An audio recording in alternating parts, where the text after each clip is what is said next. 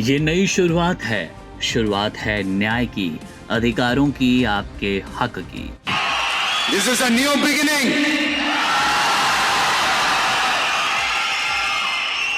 A new era of a real, secular, social justice starts now. ये कहने वाले तमिलनाडु के मुख्यमंत्री सी जोसेफ विजय ने नीट पर अब एक ऐसा बयान दिया जिसने राजनीतिक हलकों में तूफान ला दिया। नीट यूजी 2026 परीक्षा को लेकर देश भर में छिड़ा विवाद अब एक बड़े राजनीतिक और सामाजिक संकट का रूप ले चुका है। पेपर लीक के गंभीर आरोपों के बीच तमिलनाडु सीएम विजय ने सीधे तौर पर नीट परीक्षा को खत्म करने की मांग की। उनका तर्क है कि मेडिकल दाखिले का आधार केवल 12वीं के अंक होने चाहिए ताकि हर छात्र को समान अवसर मिले।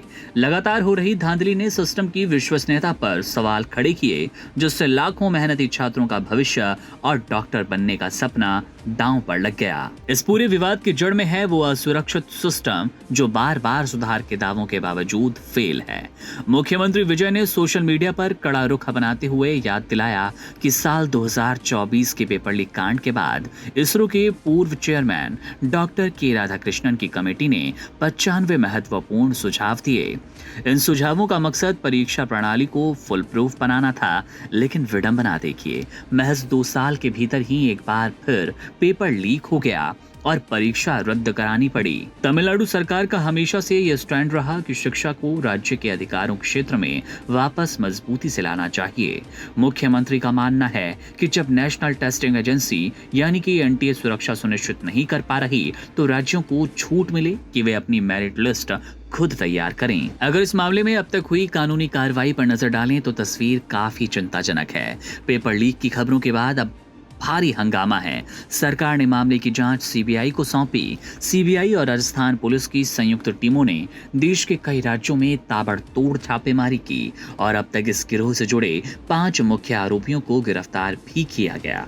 जांच में एक और चौंकाने वाला खुलासा ये कि परीक्षा शुरू होने से पहले एक gas paper social media platforms और कुछ चुनिंदा कोचिंग सेंटरों के जरिए बाजार में घूम रहा था।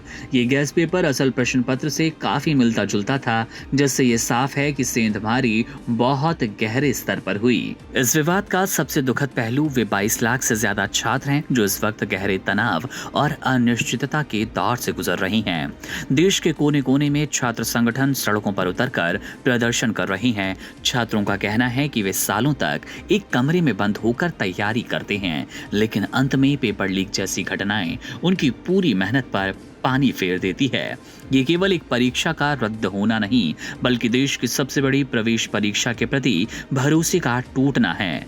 फिलहाल सबकी नजरें जांच के नतीजों और सरकार के अगले कदम पर टिकी है। क्या वास्तव में सिस्टम में कोई क्रांतिकारी बदलाव आएगा या फिर छात्र इसी तरह अधर में लटके रहेंगे?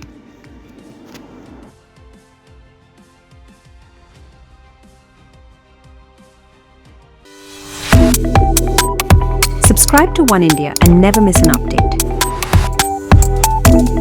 Download the One India app now.